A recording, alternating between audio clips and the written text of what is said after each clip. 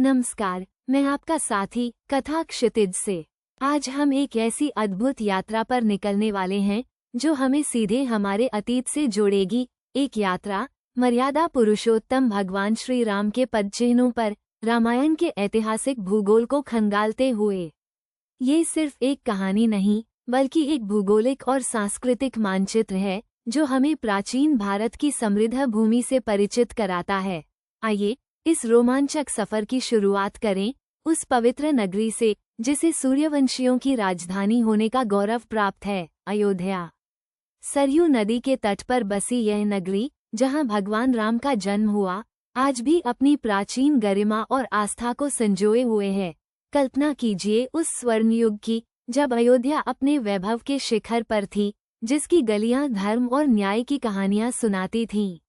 आधुनिक अयोध्या आज भी उसी गौरवशाली विरासत का प्रतीक है जो हमें उस युग की याद दिलाता है।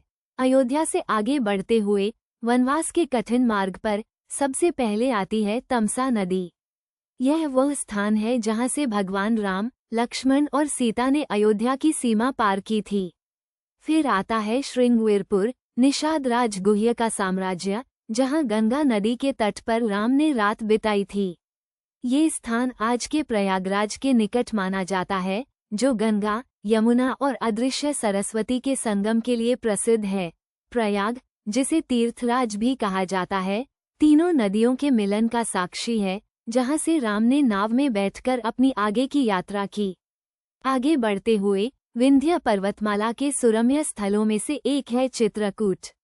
यह वही पवित्र स्थल है जहां राम ने अपने वनवास का एक महत्वपूर्ण समय बिताया था। यहाँ मंदाकिनी नदी कल कल करती बहती है और चारों ओर शांत पहाड़ और घने जंगल हैं।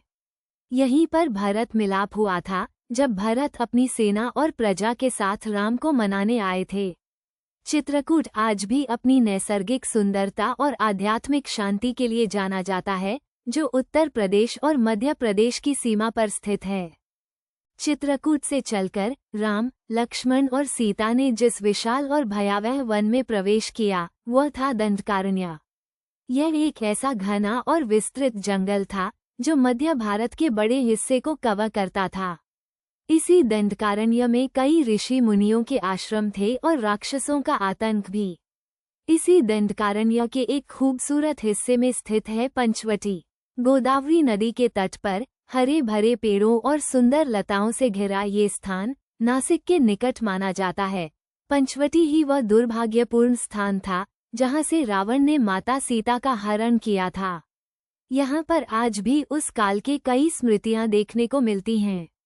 सीता की खोज में राम और लक्ष्मण की यात्रा दक्षिण की ओर बढ़ती है और वे पहुंचते हैं वानर राज सुग्रीव की राजधानी किष्किंधा। ये स्थान अपनी पहाड़ी गुफाओं और मजबूत किलों के लिए जाना जाता था। आधुनिक कर्नाटक में हम्पी के आसपास का क्षेत्र तुंगभद्रा नदी के किनारे किष्किंधा के रूप में पहचाना जाता है। यहाँ के अद्भुत मंदिर और खंडहर आज भी हमें उस प्राचीन वानर साम्राज्य की झलक दिखाते हैं, जहाँ हनुमान, बाली और सुग्रीव जैसे पराक्रमी रहते थे। पास ही अंजनाद्री पर्वत है, जिसे हनुमान जी का जन्मस्थान माना जाता है। किष्किंधा से आगे बढ़कर जब सेना समुद्र तट पर पहुंची तो वह स्थान था रामेश्वरम। तमिलनाडु के दक्षिणी छोर पर स्थित ये पवित्र तीर्थ वह जगह है जहां भगवान राम ने समुद्र देवता से प्रार्थना की थी और फिर राम सेतु का निर्माण किया था। यह अभियांत्रिकी का एक अद्भुत उदाहरण था, पत्थरों का एक पुल जो भारत को लंका से जोड़ता था। आज भी एडम्स ब्रिज के नाम से जाना जाने वाला ये स्थान हमें उस महान गाथा की याद दिलाता है, जहां एक वानर सेना ने एक असंभव कार्य को संभव कर दिखाया था। रामेश्वरम आज भारत के 4 धामों में से एक है, एक महत्वपूर्ण ज्योतिर्लिंग, और अंत में रावण की सोने की लंका। यह आज के श्रीलंका में स्थित माना जाता है। वाल्मीकि रामायण में लंका का वर्णन एक अभेद्य द्वीप नगरी के रूप में किया गया है, जो चारों ओर से समुद्र से घिरी हुई थी और जिसकी दीवारें सोने से चमकती थीं।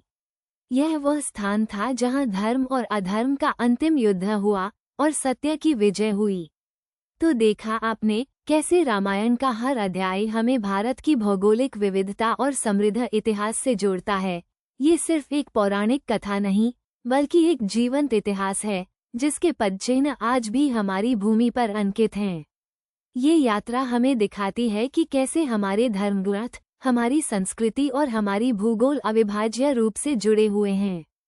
कथा क्षितिज के साथ ऐसी ही और भी कई अनसुनी कहानियों और रोचक जानकारियों के लिए जुड़े रहिए। धन्यवाद।